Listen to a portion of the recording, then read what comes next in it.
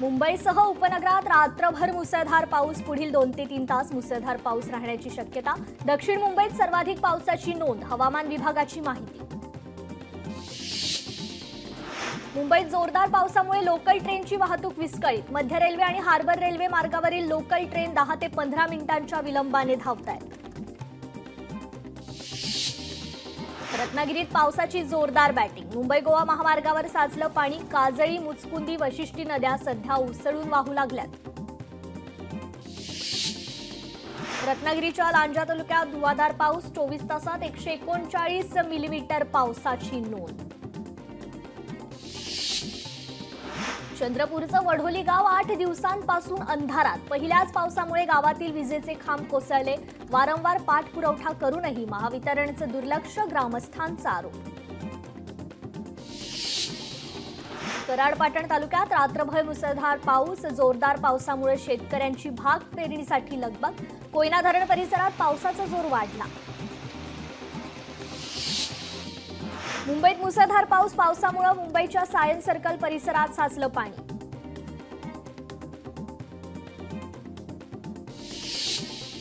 नागपूर जिल्ह्याला पावसाचा अलर्ट। हवामान विभागाच्या अंदाजानुसार 17 ते 21 जून दरम्यान मेघगर्जनेसह मुसळधार पावसाची शक्यता। सिंधुदुर्गात अनेक ठिकाणी मुसळधार पाऊस। समुद्र किनाऱ्यावर वाऱ्याचा वेग ताशी 40 ते 50 किलोमीटर। जिल्ह्यातील अनेक भागात वीज पुरवठा खंडित। आज उद्या कोकण आणि मध्य महाराष्ट्रात अलर्ट। काही ठिकाणी अतिवृष्टीची शक्यता। कोकण घाट क्षेत्रात जाण्यास पर्यटकांनी टाळावं। हवामान तज्ज्ञांचा पर्यटकांना सल्ला। मुंबई गोवा महामार्गावरील कशेडी घाटात दरड कोसळली। कशेडी बोगद्याच्या अलीकडे डोंगरावरील माती रस्त्यावर। घटनेत कोणतीही जीवितहानी नाही। वाशिममध्ये सततच्या पावसामुळे खरीप पेरणीला वेग। 2 दिवसात 50% अधिक क्षेत्रावर पेरणी पूर्ण। शेतकरी वर्गात उत्साहाचं वातावरण। वाशिम तालुक्यातील आडोळी येथील पाणंद रस्त्याचं काम अद्याप रखडलं। पावसाळ्यात रस्त्याला तळ्याचं स्वरूप। प्रवास करताना शेतकऱ्यांना प्रचंड त्रास। प्रशासनाने दुर्लक्ष केल्याने शेतकऱ्यांमध्ये नाराजी।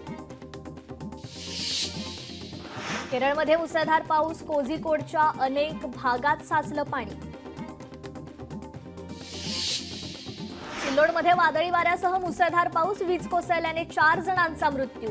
शासनाकडून मदत मिळवून देण्याचं आमदार अब्दुल सत्तारांचं आश्वासन। जामनेर तालुक्यात पावसाची जोरदार हजेरी। पावसामुळे वाकी गावाजवळ असलेला पर्यायी रस्ता गेला वाहून। नाल्याचं पाणी शेतात शिरल्याने शेतकऱ्यांचं मोठं नुकसान। मराठवाड्याची तहान भागवणाऱ्या जायकवाडी धरणाची पाणी पातळी वाढली। जायकवाडी धरणाची पाणी पातळी 29.76%।